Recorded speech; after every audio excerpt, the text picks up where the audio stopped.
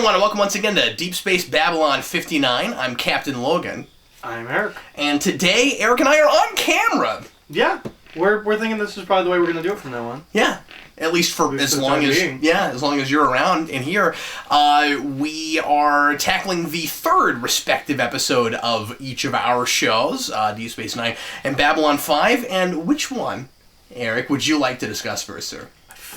Do you remember what we did first last time? That's usually how It's been so long ago. I want to say we led with Babylon 5 in the first one, which would mean we did Deep Space Nine in the second one, which would mean that this one would be... Which means that we would lead with Babylon 5 this time. Okay. Well, let's do that, then. All right. I'm sure they'll all correct us in the comments. Do you remember the episode title? Soul Hunter. Okay. Well, that makes sense. I didn't actually look at it when we were watching it. Oh, I've got the thing here. I might be wrong, but I'm pretty sure I'm not.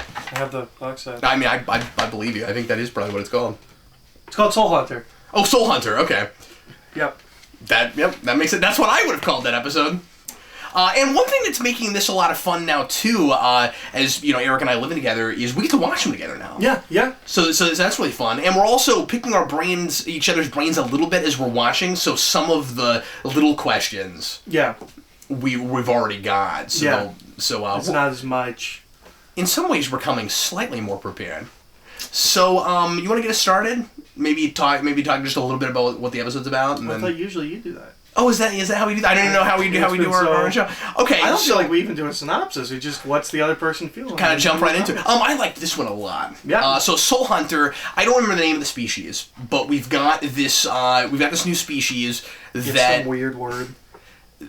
It doesn't say. That the Minbari are familiar with, and that they're really freaked out about, like they're the boogeymen of the galaxy. And basically the idea is that they are drawn to death, and they are able to steal people's souls, which I kind of expected they did in some biological way. And it turns out they've got technology that does this. So that's kind of weird. Like, what did they do before they had the technology, I wonder? Like, was it just a power they had where they could, like, where they could, like, seek it out, but then, like, what do you do with it? Well, it's possible that they don't start doing it until they have the technology to do it.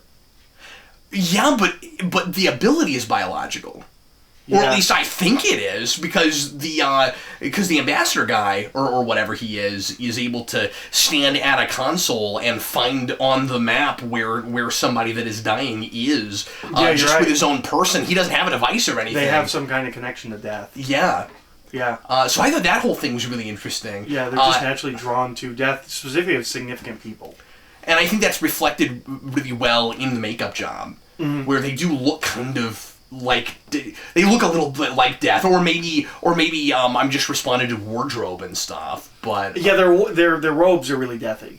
I don't know if they're grim reapery. Yeah, I don't think they look real pale though. Like, yeah. So they're definitely going for kind of a Grim Reaper vibe. I like this idea a lot, and I think it's executed pretty well. It is kind of it's Delenn, right?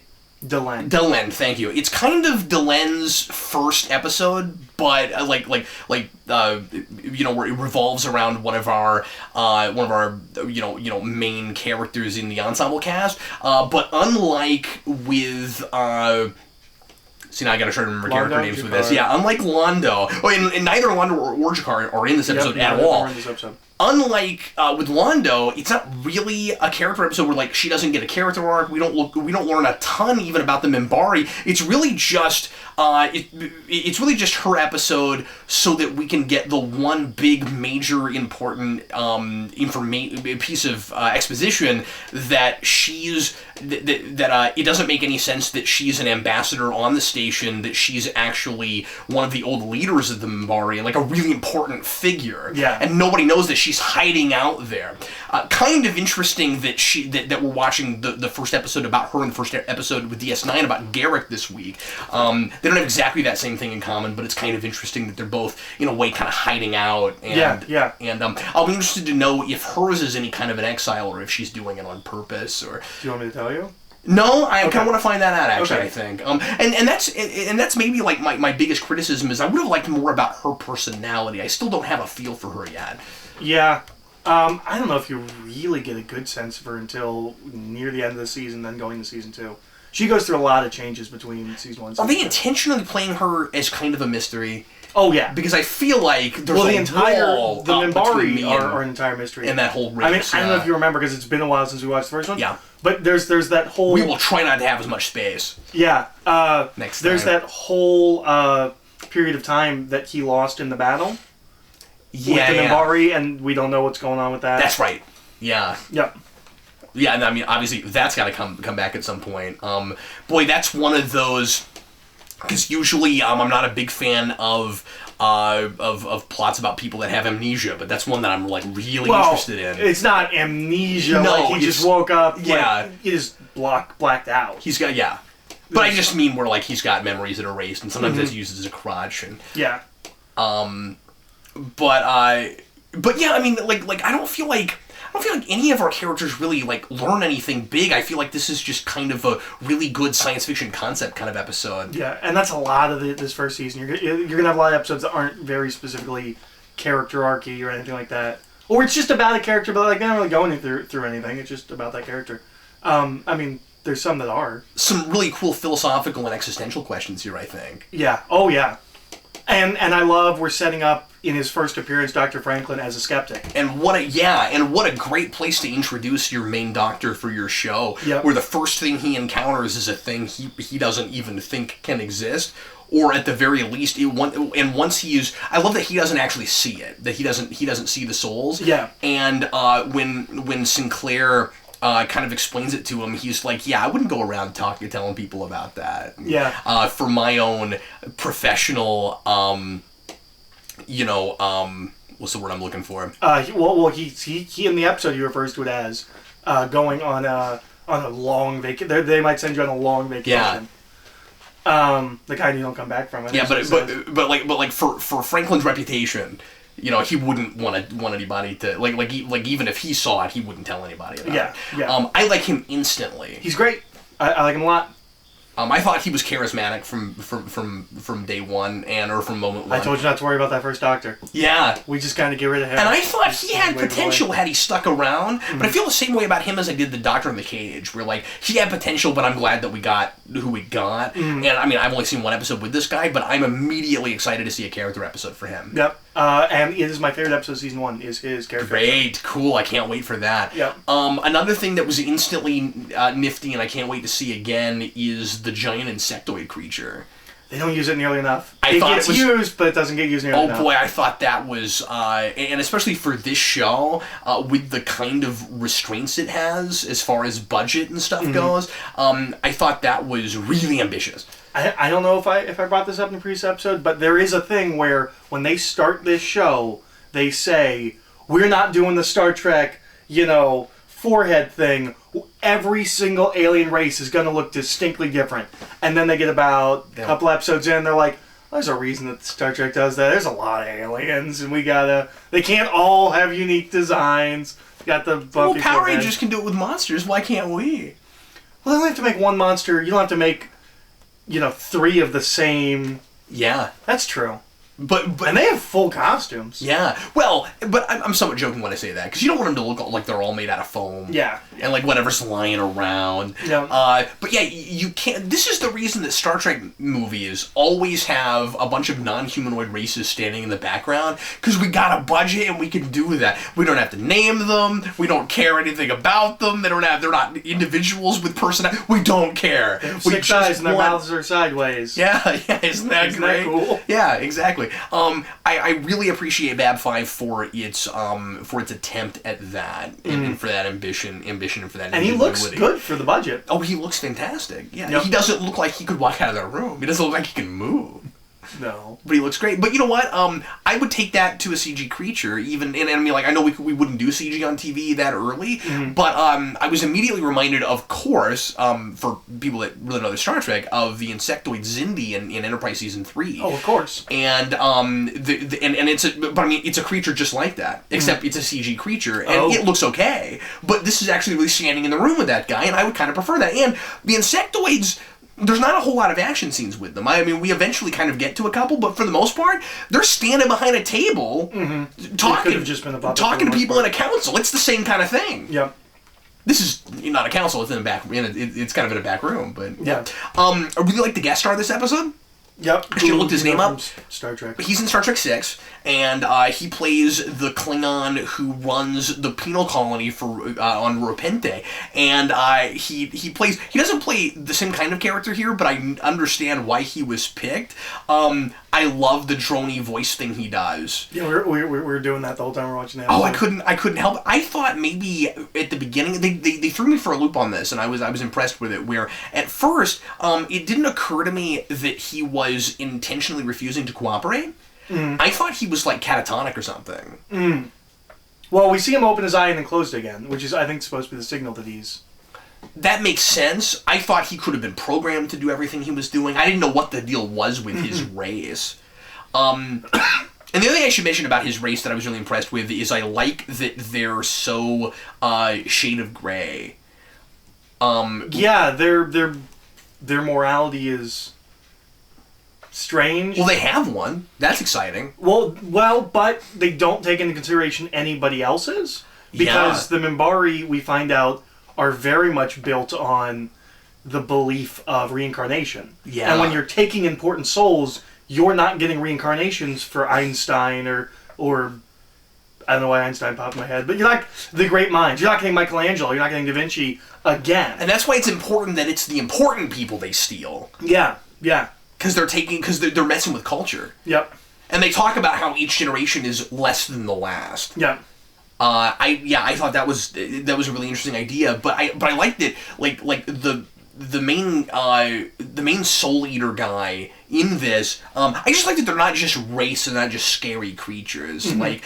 Like they have minds of their own and they have a code. And I like that he's a guy that has gone too far, but he's not a psychopath. Mm-hmm. He's developed his own individual morality, and isn't that really interesting? Because what we're talking about is ruining people's lives, not allowing them to continue on being individuals. Well, and it comes from his entire philosophy alters because he is stopped from getting a soul.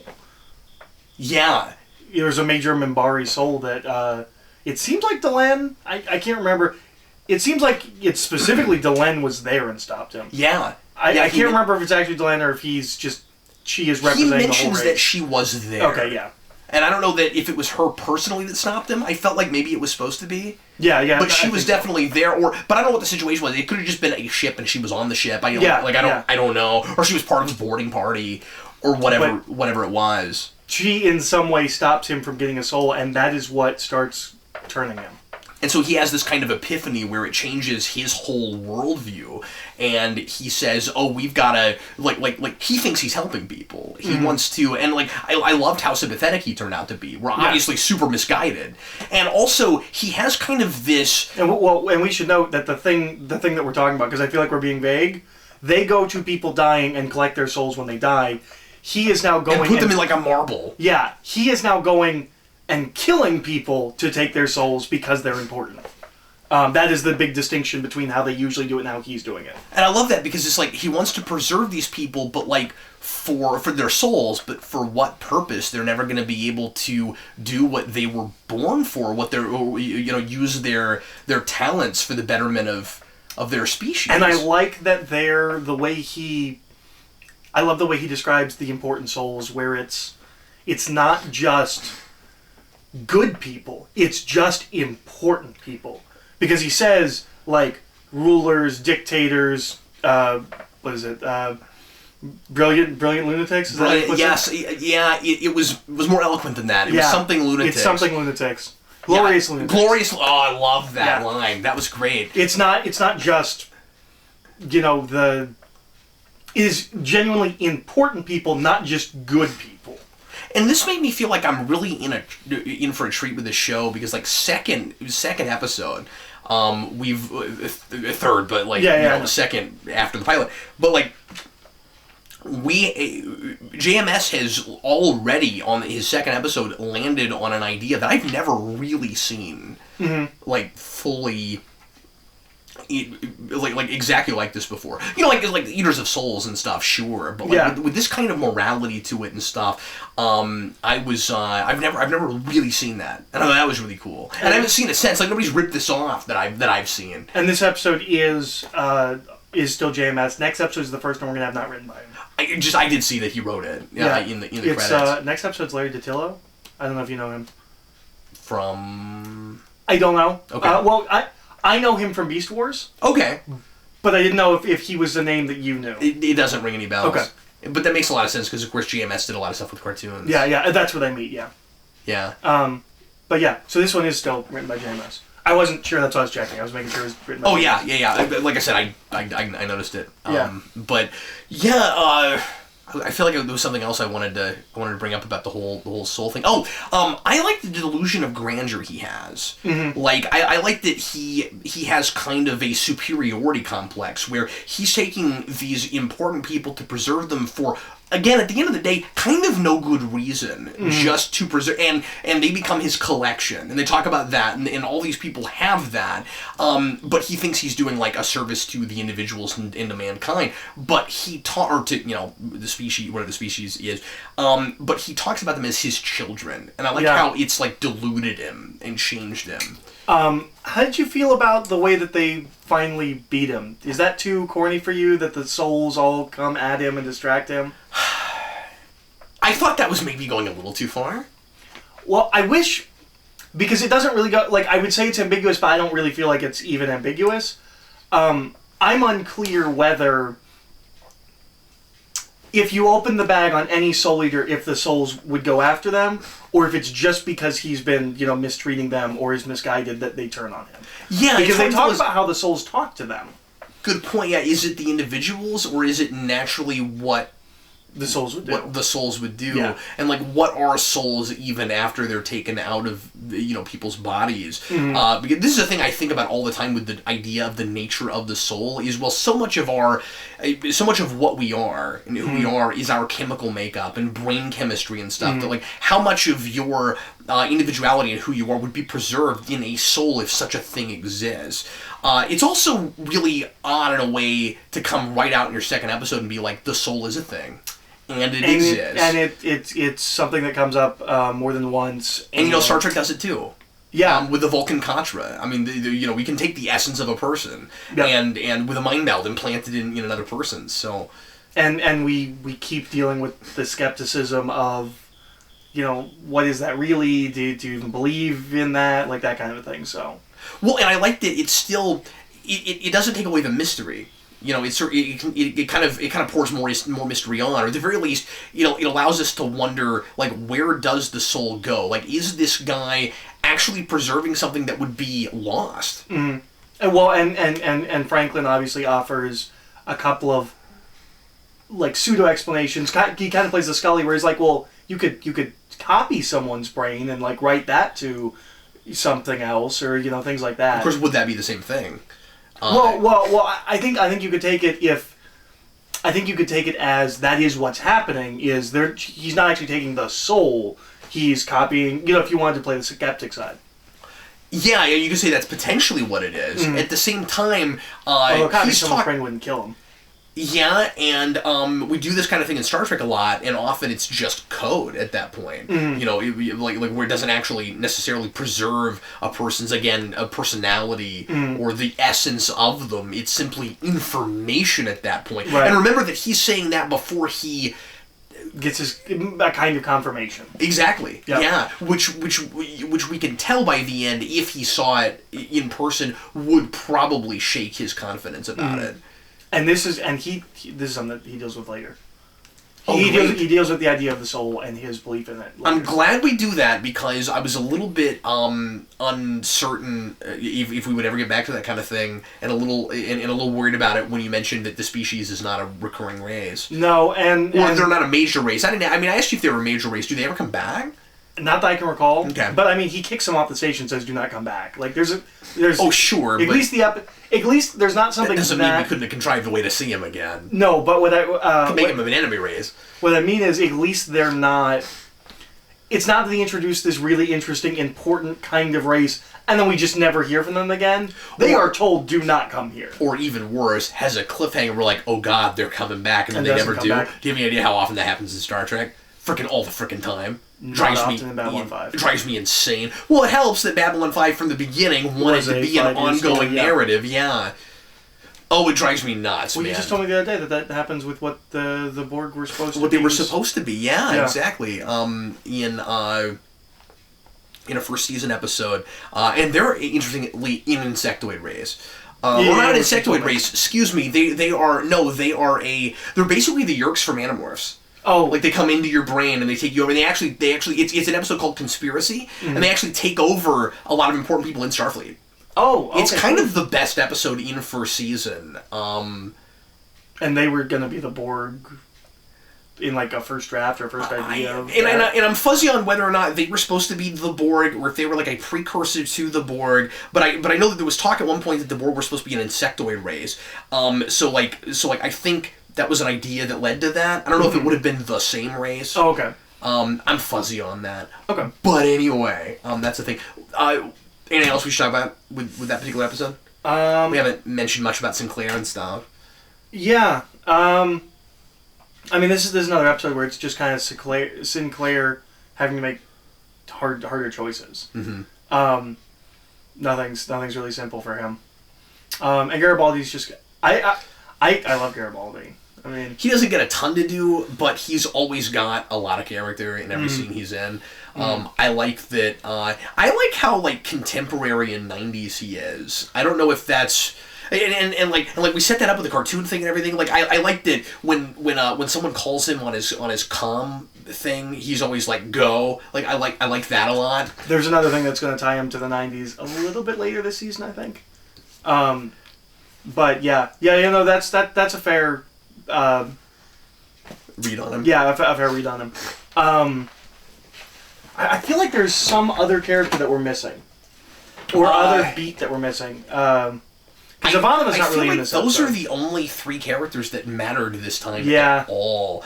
You've got, or four, I guess. Delenn, Sinclair, Garibaldi, and the Doctor, Dr. Franklin. I guess not, man. My new favorite starship in Star Trek. I love the Franklin in Beyond. It's fantastic. It's interesting because the thing that ties Garibaldi to the 90s is kind of tied to Beyond a little bit. Oh, cool! It's all I could think about in Beyond when I saw it, but not that you would have known. But, I can't wait to find. I'm also really excited about episode 6 because you told me that whatever episode 6 is brings in a major Star Trek alum. Major Star Trek, yep. And I know there's Star Trek alum all over this show. And this is a big one. And I know about some, of course, that you wouldn't know about. I didn't know this guy was a Star Trek alum. Yeah, well, and like that, I'm glad I was able to see through the makeup. I'm glad his makeup wasn't any thicker than it was. Well, he's got that tooth. But I feel like Major Barrett is somewhere in this show, maybe. I forget. You know who Major Barrett is? Number 1 and the voice of the computer in Star Trek, and it was Roddenberry's wife. Okay. And Deanna Troy's mom, and etc. Okay. We'll look her up. Anyway. I know you keep telling me about Number 1. You'll see her 3 times in this show. Okay. Because that's Lexana Troy, Deanna Troy's mom, and she shows up in DS9. Maybe. But anyway, Harlan Ellison is in an episode. Yeah, I thought she was in here someplace, but I might be mistaken because I don't know that show, and that's the whole reason I'm watching it now. Mm-hmm. Okay, so this is one of those weird, unfortunate episodes where I was really excited to talk about Babylon 5, to talk about your show, and not so excited to talk about mine. What's this episode called? This one is called Past Prologue. Oh, that's right, because I made fun of the... Yeah. I still don't know what that title means. I'm not 100% sure, and I'm also not super invested, and I'm not thinking about it real deep yet, Eric. You disliked it more than I did. I thought... I mean, I don't have a comparison, really. Yeah. And I'm not really comparing the shows. Yeah. I think out of the gate, Babylon 5 is probably the stronger show. But out of the gate, it definitely is. Yeah. But I don't even really have other... I'm definitely not comparing these episodes any more than to say, if I notice an interesting parallel, I'll bring it up because, that's kind of cool. But obviously, it's not like these two shows were looking at each other. No. So, any parallel is, coincidental. Yeah. But I didn't. I don't like Kira. Is it Kira? Yeah. I don't like her. Nope. Me neither. Not early on. She gets better. She's got this. Every time she's talking to someone, she is better than them and knows better than them. This really just condescending. Like, she has that conversation with that guy, and her face is just, every time he, like, finishes a sentence, she just switches to a new condescending face. She has an amazing range of condescending facial tics she can do. Okay, we have a Bajoran terrorist in this. Yeah. Okay, so the noses, those are Bajoran. Yep. Okay. And the, who's the new guy? Garrick. And he's a Cardassian. He's a Cardassian. And he's the one Cardassian left on the station. And we have kind of a big mystery as to why he's there.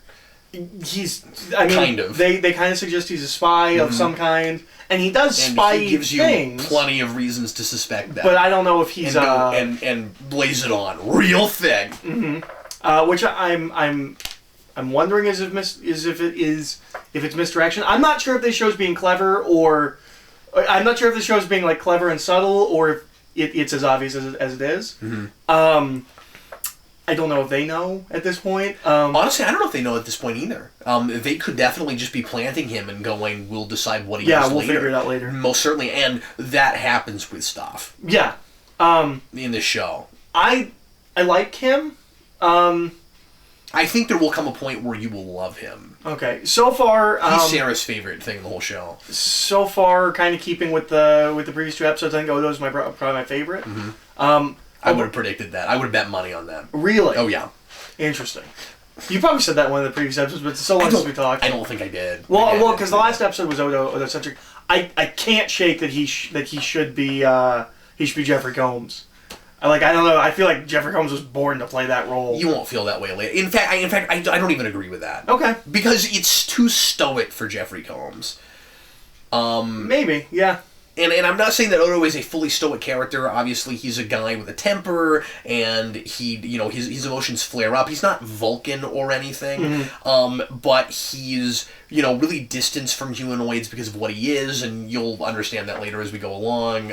He has every reason right now to suspect that he's the last of his kind. Okay. And that's the thing that hasn't come up yet. But what exactly he is and where he came from. And he doesn't have a lot to do in this episode. Just when he's on screen, I enjoy his presence. O'Brien's kind of like that. Mostly, he's just voice of reason for Kira here. Yeah, O'Brien's kind of like that, but O'Brien is really I just like his charisma. Like, he just has a good vibe. Odo actually does things. I like that O'Brien has to beam people this episode. I think that's kind of funny. Where it's like we gotta get them now, and I just expected Cisco to be like, that was your only job on your last assignment, so you ought to be able to do this. And obviously I wouldn't know that. And I thought that was pretty funny. Yeah, but you just watched this Star Trek episode with him there beaming people, where you got to see him do his one job. People. I mean, okay, so here he's Chief O'Brien in that he's the engineering chief, but he was transporter chief in TNG. Oh, I see. Okay.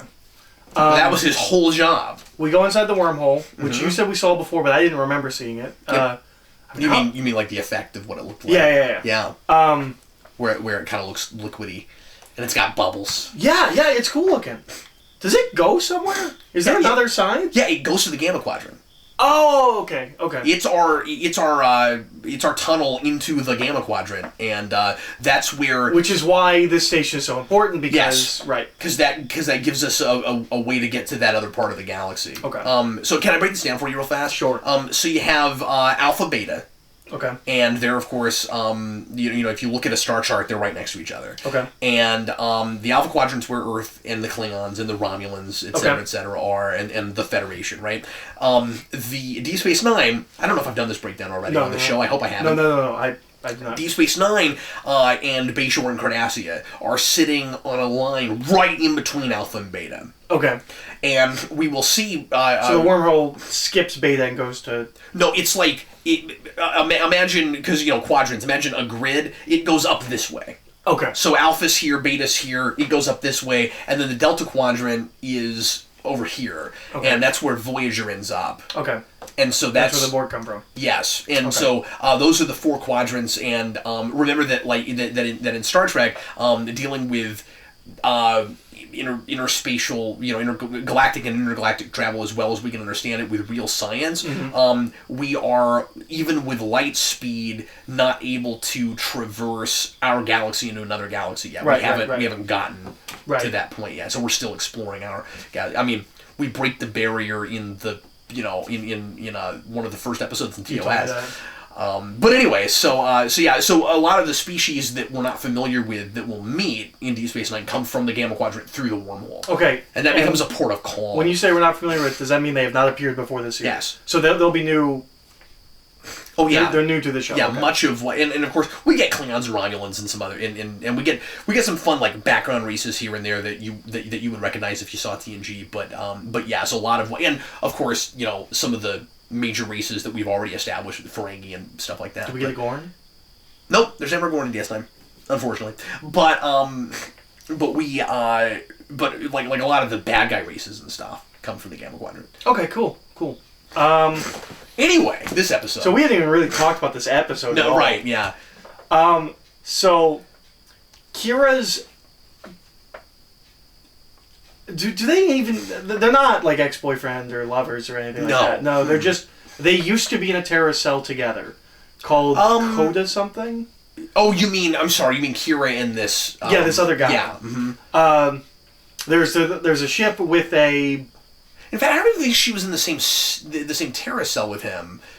I think like she buddy terrorist cells. Him. Yeah, I was kind of confused about that because later on, we know she worked with Shakar. She was with the Shakar resistance, and he doesn't have anything to do with that. And that doesn't seem to be as extreme as this one. Well, and we don't know anything about this terrorist cell. All we have is this guy, and the way she's acting seems like he's being extreme for what they believed before. This episode does seem to imply they were in the same terrorist. Well, she talks, and I'm not sure. She I don't care because we never really go back to this cell. And we don't really talk about it. And this guy is obnoxious. It's called like Kodo something. Or yeah. It feels like they're. Because later on, we get a Bajoran terrorist group called the Circle that I feel like is sort of kind of what this is supposed to be, where they're like really extreme and they'll go way too far for their values. But Kira talks about them like they're a really extreme group. She doesn't with this guy. She does everything she can to believe this guy and make it so that she's like detestable in this episode. Yeah. She just does everything she can. She's like, no, he's my friend. He's a good person. Why don't you trust him? He's good. And he's not. And honestly... And there's never really a comeuppance for her, either. No, and this early on, it's really hard not to feel like Kira just pulls for people like this because they're her same species. It seems it's like really hard not to kind of think that. Well, especially because she immediately is on the opposite end of him about how to deal with the problem at hand. Like Starfleet is here, we need them, they're the only thing keeping the Cardassians at bay, and he's constantly preaching Bajoran independence, but they're not ready for what he wants right now. They'll get snapped back up in a heartbeat. Right. I didn't really understand him. I didn't really know what he wanted. Somehow, if he blows up the opening of the wormhole, that will close the wormhole. It won't destroy the wormhole. That is explicit. It will just close the opening. And somehow that gives Bajoran independence? Yeah. What is the line there? How does that... Is it because of that wormhole's not there, nobody will care about this area anymore? I guess that's it, but that's dumb. But then there's still the Cardassians. Because they still have to deal with the Cardassians. I wasn't really sure. I guess the idea... Maybe I'm reading too much into this. Maybe I didn't pay enough attention, because honestly, I don't really like this episode that much. And there's some good things to talk about. But there's a few good things that are here. Introduction to Garrick is kind of the big thing it has going for it. But like, maybe it's that maybe Starfleet will leave if like they don't, if we get rid of the wormhole, because they won't care about being. But they were there before. Like, remember we discovered the wormhole as Sisko was being assigned there. If you'll recall. Yes. So, yeah, I don't really know. And also, why does he... how could he possibly understand enough about how this wormhole works? Yeah, how any wormhole would work. To think that an explosive would destroy the entry to it. I feel like you would have to study it more to know that. And it's not just a complete ignorance thing, because he's positive it'll work. But he's also positive that it won't destroy the wormhole, because she says, well, you can't destroy the wormhole. He's like, oh, I don't need to. I'm just going to destroy the opening. Like, he knows enough somehow that it will not destroy the wormhole, but it will destroy the opening. And I don't really understand how that works. Also, he has an antimatter converter. I got two things with that. One, is that a thing? Antimatter converter? Is that a thing? I don't remember it coming up anywhere else. Because whatever what is he trying to convert it to? Yeah, because I forgot what was in the vial, because he's like, this is Bajoran Independence, and I made the joke, in a bottle! Yeah. In a vial! Whatever it is, he gets from the Duras sisters? The Duras sisters, yeah. Duras sisters. Wow, you remember that. That's amazing. I'll tell you later what Duras is, but anyway. Is Duras different than Dura? Well, so Duras was their brother. Oh, and it's the House of Duras. Okay. And he had claim... he had potentially claimed to the throne of the Klingon Empire. Okay. To be the Chancellor, and that's what they're still after. Okay. But that's a whole... So they show up for this episode. You've explained to me they're important. I don't like them. I think they're annoying. Oh yeah, no, they're absolutely annoying. Well, you're so excited when they showed up. It seems like Paris Hilton as like a warlord child. It's not that I was excited. It's that I knew they showed up somewhere, and I couldn't remember what episode it was that they showed up in. And I don't know, familiar faces in an episode that I wasn't really enjoying that much. Okay. And because are they? And also Klingons, and I get to tell you about Klingon lore and stuff. Okay. I was more excited to get to talk to you about Klingons. Are they actually good characters? Because they just seemed like if Paris Hilton was like Hitler's That's daughter. Hilarious. They don't get a whole lot of screen time. I think they're interesting thematically. Okay. In exploring why ultimately the warrior race that the Klingons are is kind of not sustainable. Okay. Like their but so their honor code and stuff. So they give him this vial, and I don't know what's in the vial. It's Bjorn Independence.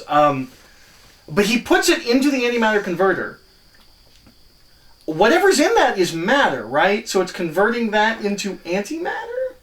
Boy, that seems like a really powerful thing to have. Yeah, it does, right? And I don't know where do you get that. That seems like subspace weapons to me. Well, that would be banned. There's no way. Like, it would be really hard to get your hands on a thing like that. And if it converts it to antimatter, does it matter what the matter was?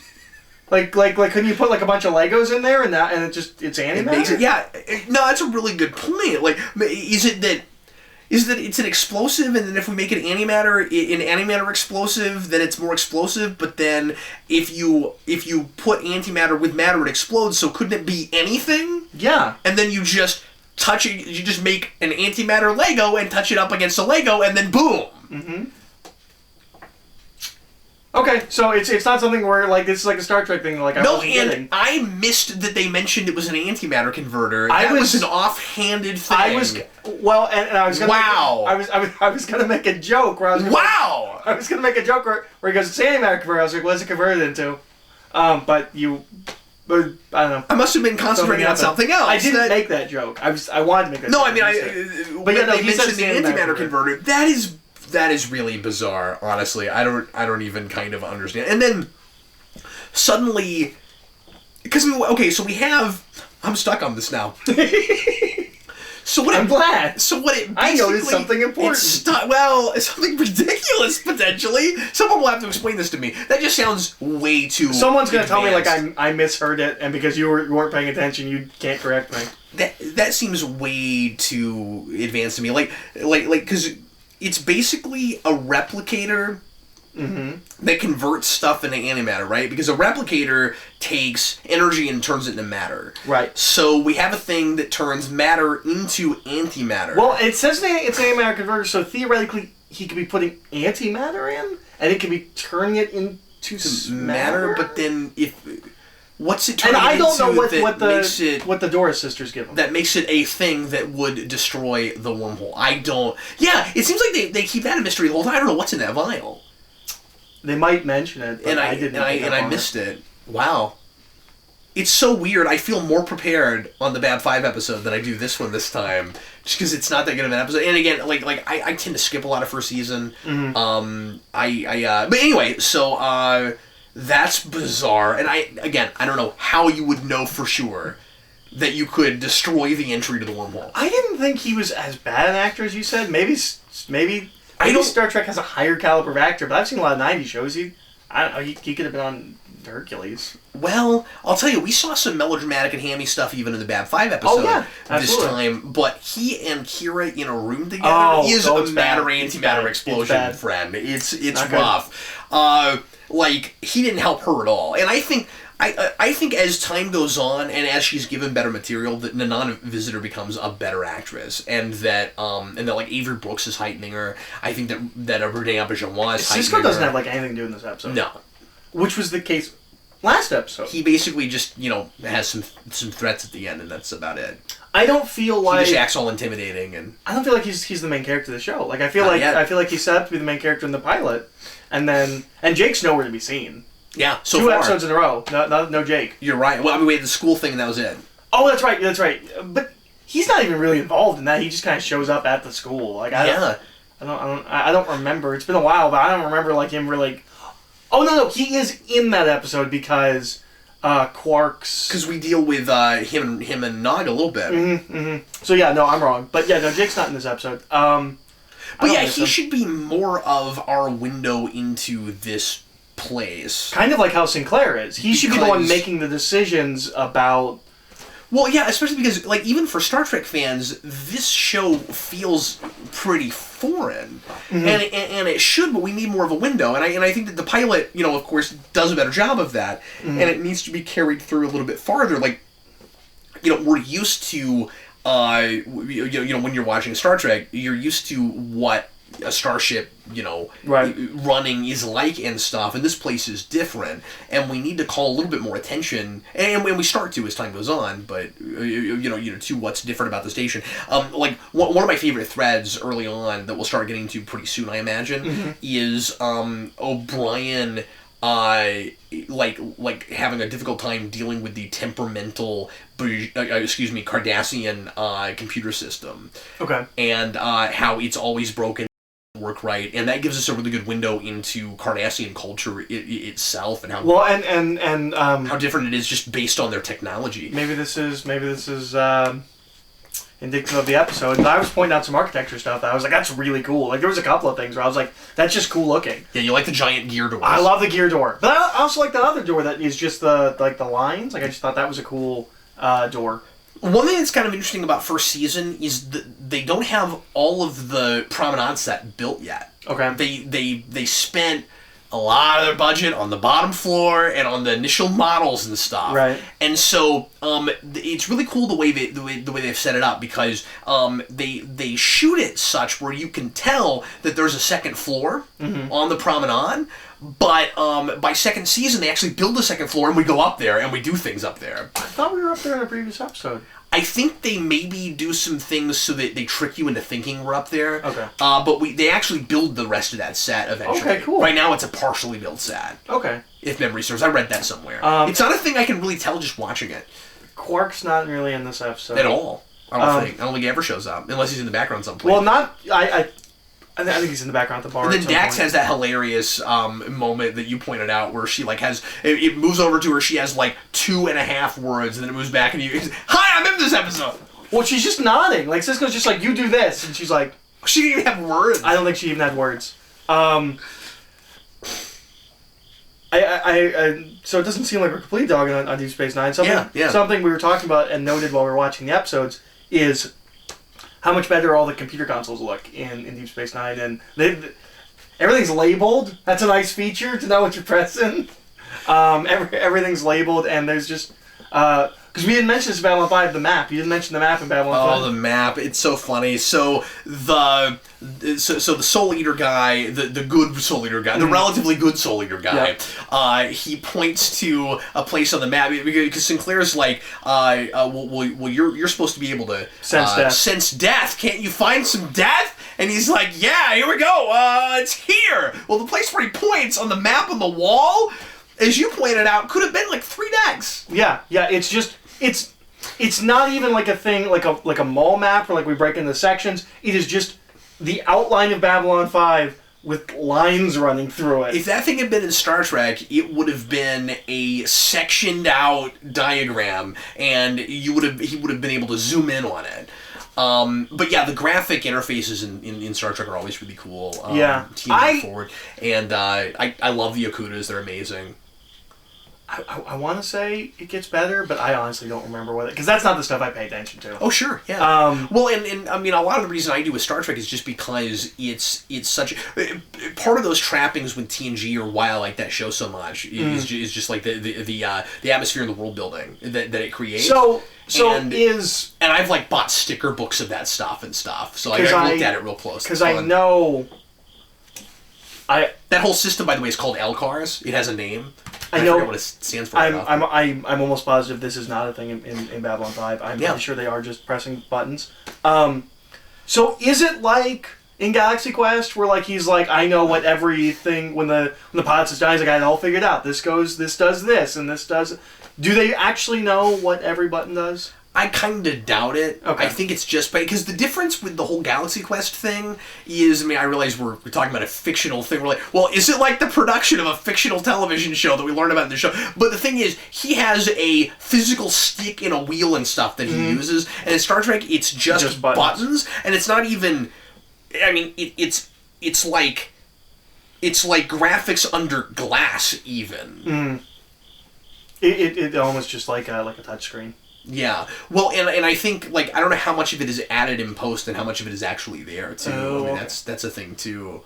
But, because, there's a lot of monitors and things where you would add graphics and stuff after the fact. I mean, a lot of those things are stickers, so I imagine the stickers are there, but just what exactly the numbers and things are. Okay. Anyway, so we're talking about this now. This episode's not great. It's not great. You just like a lot more than me, and it's going to be interesting when we get to a Clunker B5 episode. If I'm like, oh, this is so embarrassing, I wish you didn't have to watch this. And you're like, oh, it's not that bad. I kind of enjoy it. Because I didn't hate this. I didn't think it was awful. I just don't want to watch Kira Center this early. Especially because she has some really good episodes later. I don't like her. That's my big takeaways. I don't like her. I assume that guy doesn't come back. And I think we'll get to the day where you will. Okay. Yeah, he doesn't. If memory serves. At this point, I'm just hoping we do more Oda episodes. Because he's the one character that I really like. Well, and his background with the Cardassians is really interesting. We'll get there at least by 2. But yeah, with I should mention that the Bashir Garrick thing is an ongoing thread that gets really fun. Okay, we do a lot of stuff with that later. Who's the guy that's working on the Doctor? That's Bashir. Oh, his name is Bashir. Yeah. Okay, for some reason I was confusing that with Bajorn. Sorry. No, that's all right. Sorry. I can't keep all the names straight with Bad 5 yet. I don't remember having any kind of impression of him in the previous episodes, but I like him. He's got good energy. All you talked about with him was he seems to have a thing for Dax, and that he's chasing after Dax. Yeah, he was almost like a background character. Here he's actually... I really like when he comes in, he's super energetic and super excited. He's like, this guy might be a spy, and he's talking to me. See, that's one of the things that's a little bit embarrassing for me. Oh, really? That's knowing him later, yeah. Oh, is he like a super serious guy? Not exactly. It's just... I don't want to tell you too much. Okay. I don't want to tell you too much. There is... All I'll say is... They flesh him out to a point where he is not the same character. Okay. And you kind of have to retroactively pretend like he's a different person.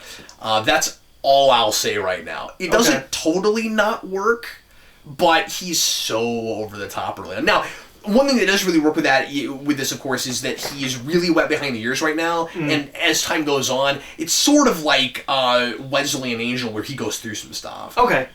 He doesn't like get really hardened and stuff, but I mean, he goes through some stuff. Okay. That changes him and makes him a little bit more down to earth. Okay. Well, I thought he was fun. I don't have a good grasp. Of anybody yet, I wouldn't. No, and I feel like you at least have that with some of the characters in B5. That you can at least. You can kind of get Londo's vibe, you can kind of get Garibaldi's vibe and Sinclair's. I don't have a good sense of anybody, except for Odo. That's my main complaint with the first season. Absolutely. But I didn't hate watching it. I'm not like, do we have to watch another one? Well, that's good. I'm glad. Yeah. I mean, I don't know how much worse it's going to get, because you're talking about like it's bad. Like if this is on the low end, I can totally do this show. I think it kind of is, honestly. That's good. I mean, it's not great. That's the third episode, but no, I like that. I didn't think it was awful. Well, that's good. But I also don't have the later stuff where I'm like, oh, this doesn't really match stuff with these characters. That makes me think that you will possibly fall in love with the show. Cool. Because we get so far ahead of this, you'll never want to look at these kinds of episodes again. Well, and I also don't have any connection with Star Trek whatsoever. Yeah. So anything that might be weird from show to show, I don't have either. Right. I'm going in mostly blind. So. And one of the things that I feel like is helping me geared up with Bab 5 is that I can tell how much he's drawing from Trek. Mm-hmm. Like there's so much. Like you can tell JMS is a Star Trek fan, and how hard he's trying to differentiate it while still using that stuff. Mm-hmm. So that's fun. Everything. So thanks for watching. Sure appreciate it. We're going to try to come back weekly as much as humanly possible. We're going to be back next week with the 4th episodes of these shows, and in the meantime, we'll bid you farewell right now. We need some kind of sign off. We need some kind of sign off for. Yeah. Where you have like a Bab 5 thing you say, and I have like a DS9 thing I say. Yeah. I don't know what, but I don't know what yet. Maybe I should. You look like you're stumbling, like you're. Maybe I could like twirl a baseball, or like I could get like a baseball just like knock me out. Just... Yeah. But there's no Vulcans in this show. Like. Are there not? I can make it like no. There's no like main Vulcan character in the show. No Vulcans show up in the show. Sure. Yeah. Okay. One of the most fun episodes has a big Vulcan presence in it. But. Oh, cool. Anyway, thanks a lot for watching. Sure appreciate it. I'm Captain Logan. I'm Eric. See you next time. Bye.